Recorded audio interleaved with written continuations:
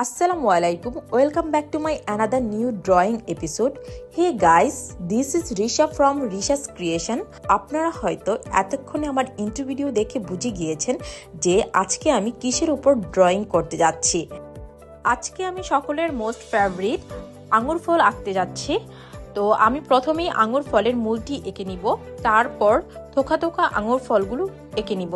আমার পুরো আঙ্গুর ফলগুলো এঁকে নেওয়ার পর আমি আঙ্গুর ফলটি স্কেচ করব। কিভাবে এই থোকা থোকা আঙ্গুর ফলগুলো আমি স্কেচ করি সেটি যদি আপনি দেখতে চান তাহলে অবশ্যই শুরু থেকে শেষ পর্যন্ত আমার পুরো ভিডিওটি না টেনে দেখতে হবে। তো আপনারা পুরো ভিডিওটি দেখতে থাকুন কিভাবে আমি আঙ্গুর ফলটি ড্রয়িং করছি এবং স্কেচ করছি।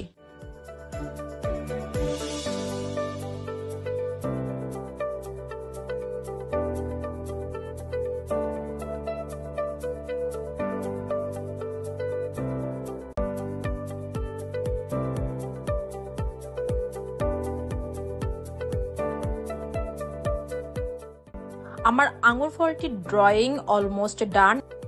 এবার আমি আঙ্গুর ফলটি স্কেচ করে নিব। তো আপনারা খেয়াল করুন কিভাবে আমি আঙ্গুর ফলটি স্কেচ করছি। আমি আবারও বলছি পুনরায় এই ভিডিওতে, আমি আমার পূর্বের ভিডিওগুলোতেও বলেছি যে কখনো কোনো জিনিস স্কেচ করতে গেলে অবশ্যই লাইট ডিপের ব্যাপারটা খেয়াল রাখতে হবে। কোনো একটি বস্তুর যেই দিকটি আলোর দিকে থাকে সেই দিকটি অবশ্যই লাইট কালার হবে এবং যেই দিকটি অন্ধকারের দিকে থাকে সেই দিকটি অবশ্যই ডিপ কালার হবে। সেই বিষয়টি মাথায় রেখে আপনারা স্কেচটা করবেন। তো খেয়াল করুন আমি কিভাবে স্কেচ করছি এবং পেন্সিলটাকে কিভাবে বাঁকা করে ধরে স্কেচ করছি। এই বিষয়টি মাথায় রাখলে আপনাদের পক্ষেও স্কেচ করাটা খুব বেশি ইজি হবে। তো দেখতে থাকুন কিভাবে আমি আঙ্গুর ফলটি স্কেচ করছি।